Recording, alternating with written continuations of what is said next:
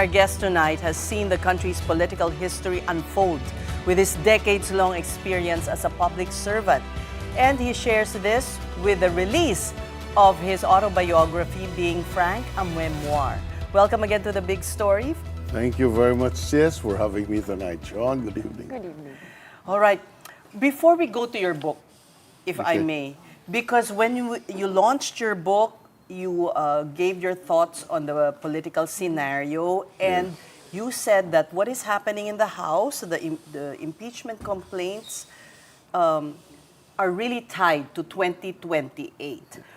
What impact would this have, Senator Frank, on whether the congressman will be inclined to support an impeachment complaint against Sara? Would it mean that, baka maging presidente, wag na lang muna? Okay. Well, remember, Sis, impeachment is a political event, not purely a judicial process, but a political process. Having said that, the president is our political leader, and therefore it would be it would simply not be valid to say that the president will not intervene and allow the congressman to vote. Come on. I was not born yesterday. All right. So You know. we expect this to be tackled and voted on in plenary. That's and the votes correct. to be delivered.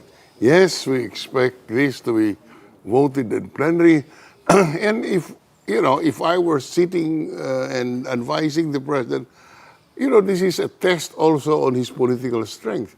If this matter is not voted upon favorably by the House, then the more he's being a political lame duck is confirmed.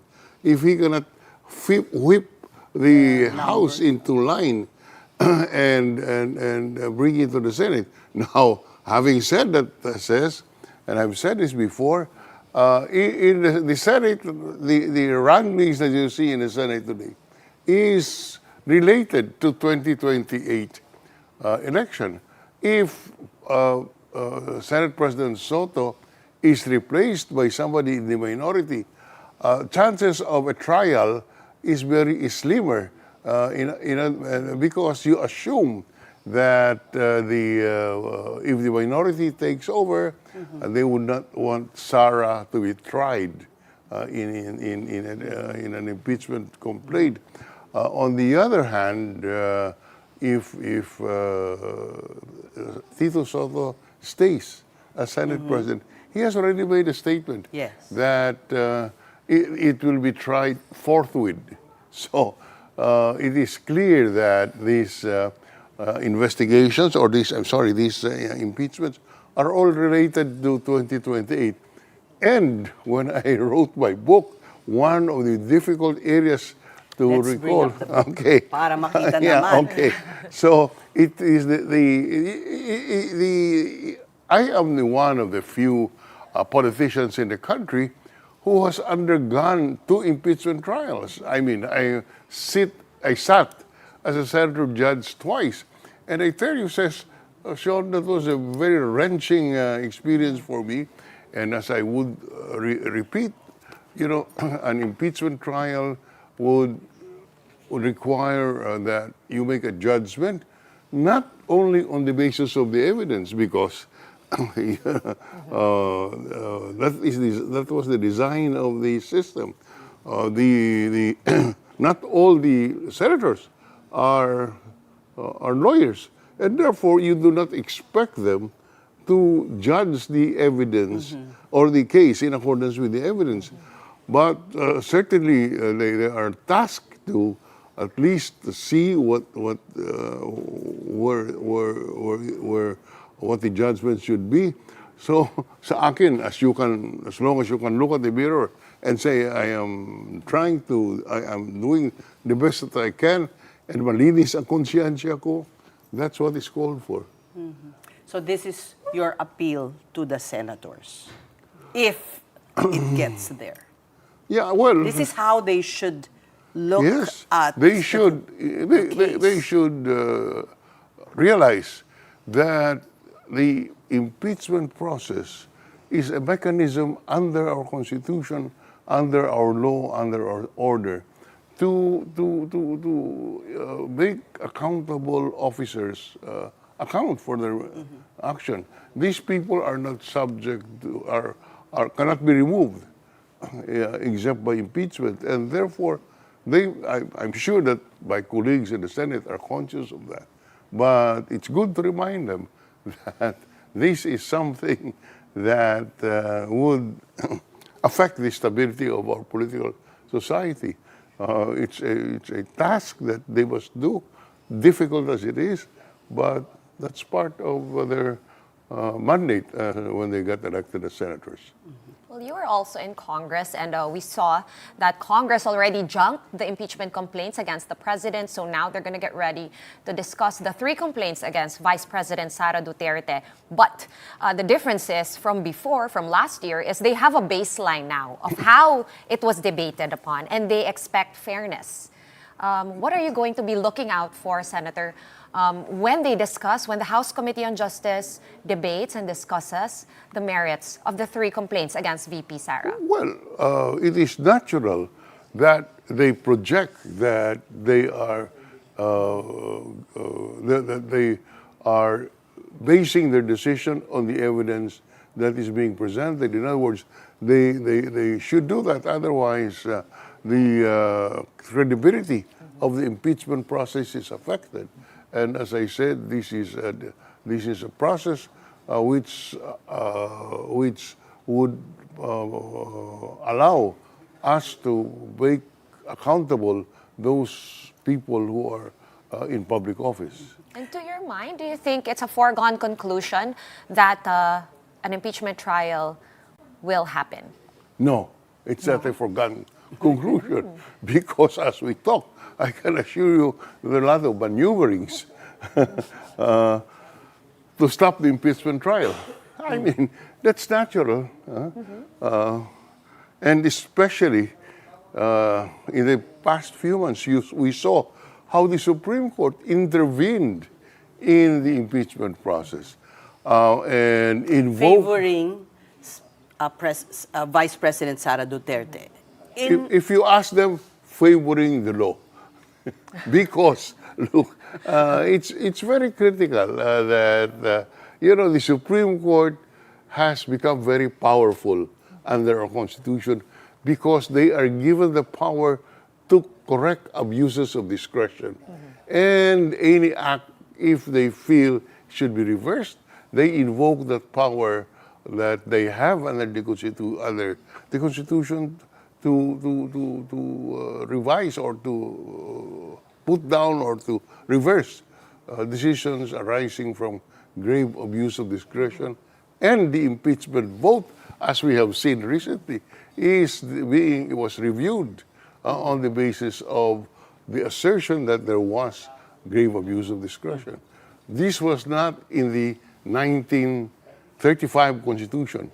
That is why I was schooled in the old school where political questions were not decided by the Supreme Court. They refrained from getting involved in what were considered as political decisions and limited themselves to purely questions of law. But that concept of a political question and refraining from getting involved in political questions has somehow been muddled by that power to correct grave abuse of discretion.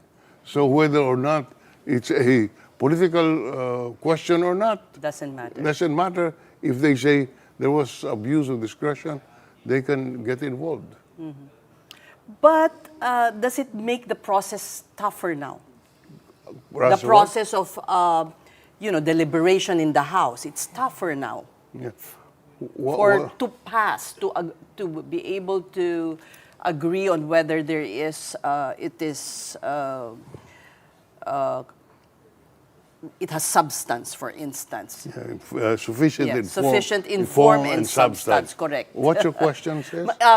Does it make it tougher, this decision of the Supreme Court? Well, Yes, it would be tougher, but at the end of the day, they vote in accordance with their conscience, I would like to think. And at least now, with the benefit of a decision of the Supreme Court, both on the main decision and in the motion for reconsideration, they now have the parameters as to how to do it. It's clearer now. Clearer, that's correct. You know, one thing that Senator Frank, when you hold the book up, one thing that I'd like to share with you, Sean, because I was at the launch. Yes, I saw your IG story. Chief Justice Panganiban said that he had been begging him to be part of the Supreme Court. You know, he even wrote an op-ed about that in the Yes, Inquirer it was as well. it was the preface of the book, actually. Oh, okay. Yeah. Okay, yes. Oo. What's your Why- question? Why did you not want? Well, because I wanted to maintain my schedule of being able to drink coffee in the hotel lobby. But Pag Chief Justice, bawal na ba? having said that, you know, I really, yes, I confirm that the President Pinoy talked to me to become Chief Justice. Art Panganiban, you know, said I should help by accepting the offer to become Chief Justice. Members of the Supreme Court, the senior ones, called me and said, please be the first Chief Justice outside of the court, because we are now very divided and we want to unify the court. And that would also solve the conflict among the members, or the contest as to who should be the Chief Justice, because I was already 68 at that time and would just have held office for 2 years. So it was a perfect fit. But I said, you know, Mr. President, people will now doubt me and the impeachment process, because they would say that the reason I voted to convict Chief Justice Corona was that I was interested. I would benefit, which is totally unfair, you know, but you cannot avoid that kind of a perception and conclusion if, in fact, I accepted it. So, you know, for those reasons, I declined. You know, Frank, that impeachment eventually was tarnished by some talk that there was, you know, there were favors given to the senators who voted. What do you know about this? And you say also that, you know, the president, it really, I mean, let's be honest. Behind the scenes, he's really, you know, watching closely and influencing.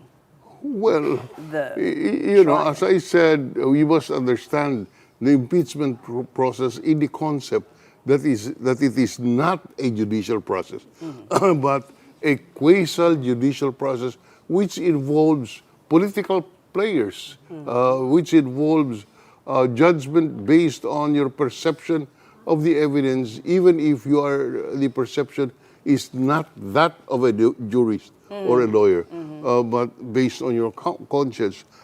So, you know, that's how it went, and therefore, criticisms as in the president influenced the decision. To me, you know, it must be understood in the context of a political process. But using, well, you know, pork barrel funds, etc. No, that the president used pork barrel funds to influence the decision, I reject that. Emphatically, there is no such thing. Wasn't Jinggoy Estrada the one who disclosed it? I don't want to pass judgment on Senator Estrada's statements. One point that you did make, and you have made it, I think, in the videos that I saw also from your book launch, Senator, is that all roads now lead to 2028. It's already 2026. And you also mentioned, because you were seen in a photo with some members of the opposition as well, and you said... That viral photo. You said everybody must unite. Everyone in the opposition should unite behind one candidate. The question is, does there exist that candidate, in your opinion? Is there what? Does there exist that candidate that everyone can? I don't know, it that doesn't can have to come from that group. My statement is we must have only one candidate. And that it doesn't have to come from that group. I emphasize that. And first, I was expressing a personal opinion, not the opinion of the group. Yes. Number two, the candidate need not have come from that group or did not come from that group.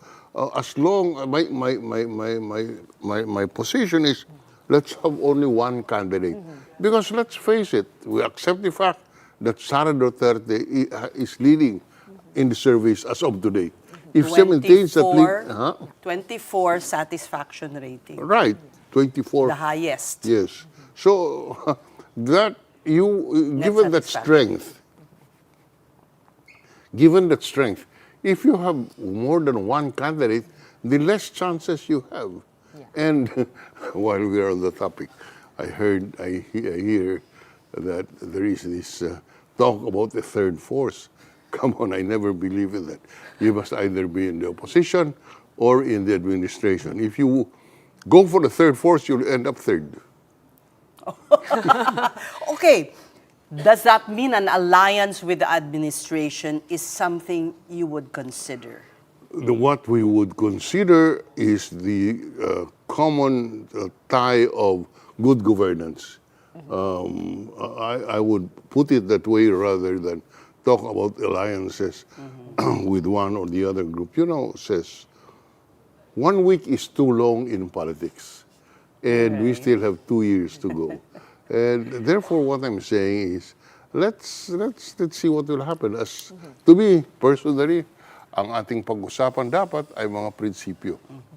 But we have to choose a candidate early enough who will stand by those principles. Yun ang sasabihin ko sa 1 week is too short na sinasabi mo, pero naman, Too long. too long. Huwag naman kayong Hindi. magpa-tetic para No, relax, in my view, relax. in my view, the non-Duterte and non-Duterte forces must choose by the end of the year, so that at least you have 18 months to campaign until the election. Kaso magkakasundo ba kayo sa proseso? Sa proseso pa lang, parang ang gulo na eh. Hindi naman. Yeah. Speaking of Hindi yun pa na nag-uumpisa ang proseso, paano mo naman sasabihin gugulo? Well, That is why my theory as a political observer is that let us agree on a process. Why? Because there are no political parties today.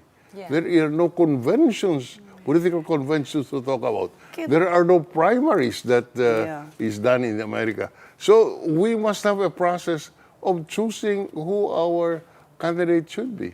Do you think we should go back to that two-party system, and how can we do that, if ever? Okay, you ask me, in a presidential system, you have a two-party system is fitted. You know, a multi-party system is very effective in a parliamentary Correct. system because the politicians would have to maintain the alliance. Otherwise, they go on election, which they don't like to do. Right, right. So in my amateur way, I would like to think that if we are to maintain a multi-party system, let's go parliamentary. And if we have a presidential system, let us only have a two-party system. How can we do it? All right, not an easy question to answer. We have tried some methods in the Senate, like state subsidy Yes. for political parties, but you know, the people will not accept that easily. We must show that indeed the political parties the people will benefit by a stronger political party system. Is it true that the Liberal Party, before it was in power, when Pinoy became president, was pushing for that reform? For kayo. I filed the bill. Oh, kaya nga. Pero, hindi nyo naman binoto when you already had the numbers. Bakit ganon? Sana. No. What happened there? That conclusion that we had the numbers, I don't know if that is correct. In this particular bill, I do not know if it is a correct assessment that we had the numbers, because you know the difficulty says of having 24 political parties in the Senate, each would have his own agenda, and whether the agenda would favor voting for a strength or a party system which would include subsidy, I do not know. I have no answer to that. But the concept of having a two-party system, to me, is important in to have stability in our political system, in a presidential system of government. Otherwise, politicians will keep on changing clothes, changing parties. Obviously, that's what we see now. Yes, because there is no consequence of the changes in political party in a presidential system. We can change political parties without any adverse effects. But in a parliamentary system, you tend to maintain your party because if you change it, you'll have an election. Yeah. What's your preference? Parliamentary or presidential? If we are to maintain a two-party system, we must have, I in favor of presidential system. Okay. But, if people would like a multi-party system, I think there is no choice but to become parliamentary. Well, a lot of people say that the 1987 Constitution was actually intended for that in the beginning, and then It's what? it's intended for it befits a parliamentary system as well. I don't know how to describe the 1987 Constitution. It's, let's bring it- That is why I am open to have a constitutional convention to take a second look. This is already from 1987, 13 plus 26. Kailan yan gagawin? This is 30. I'm sorry? When will we when? I could no longer vote for whether or not we can amend because I'm no longer a member of Congress. Yes, but So, what do you think? When could we do that? when could we do that? In the 2028 elections, you think it should be included? At the very least. At the very least. That should be the timetable that we should be looking at. And the legislature then has to pass a measure to include that, to make it into law. Well, no, the Congress at that point simply enacts a measure that will amend the Constitution through a constitutional convention. You need not, or you should not, you cannot bind the convention as to the topics to tackle. But we have a national allergy to changing the Oo nga Constitution. What? May allergy tayo sa pag-change ng Constitution. That's right. That's Kasi right. we suspect That's mga correct. hidden agenda. Yes. But can we ask you, Senator, about the reforms that were recently put forth in the LEDAC by the President, among them, of course, the party list reform and the political dynasty. Would these two reforms change the game? It depends on the President. Simply putting it in the LEDAC is not enough because you need to push. You cannot let the forces do their own thing. So being in the LEDAC to me is just one step. It's the form, the substance is you must take a firm hand in having a conventional amending the Constitution. Okay. Now, Frank, let's go to your book. Oh, This thank is you. This is we how- have exactly 30 seconds. No, well, congratulations on this effort because really we need, especially the youth, an account of our contemporary history, especially naglipa na ang mga propaganda, fake news, historical Tama po yan. revisionism. The Constitution was enacted before all of the social media. Yeah. And therefore, there's a lot of things that you can say. But that is why I think it's about time that we take an overall look as where we are, a complete look as to an overall look as to where we are, and do what is necessary if we are to move forward. As I said in the interviews, it's my intention part of my intention in writing the book is to show the need for us to follow the rule of law, not getting shortcuts. The bombing of my house It's a It shortcut. opens with that, actually. Yes, So this is a Very like a exciting, thrilling yeah. read. Like Yeah. Jason Bourne. It opens with a bombing. Bombing. Yeah. Wow. And Yeah. the second chapter is the attack on my office by the KMU in the Department I of Labor. witnessed that. Nilasang yung uno. Oo, oo. Wow. Naalala ko Baby ka pa ata. Bata pa ako, pero naririnig ko yung daddy ko sa bahay. Lagi niyang pinag... So, Senator, where is this available? Is there still copies available? Yeah. How do we buy? No, there's an order form that Mm-hmm. is. There's a. Your staff takes care yes, of it. It's online. You That's have to fill up an correct. Yes. order form online. That's correct. There's an order. This is self-published? Or did you have a Yes. published? Ay, Yes, it is self-published. wow. And the paper is nice. I'm sure publishers would have, run after you if they knew you were planning this. Well, anyway, it's there. Okay. Yeah. So, being frank, a memoir, grab your copy. Thank And you. finally, Senator, before you go, just an assessment of where we are now. Wala pang big fish na nakukulong. We're waiting. There's going to be the trillion peso march part 3 na. It is critical that something should happen because as we go along, people will start to lose confidence in the process. And we do not know where it will lead. That is why when I was Secretary of Justice, I made sure that certain controversial cases, certain very high-profile cases should be decided quickly because that goes into the confidence of people in our system. All right. We thank you very much for your My time. pleasure. And your This is process. my pleasure. Thank you very much. That was former Senate President Frank Drilon talking about his book, Being Frank, a Memoir.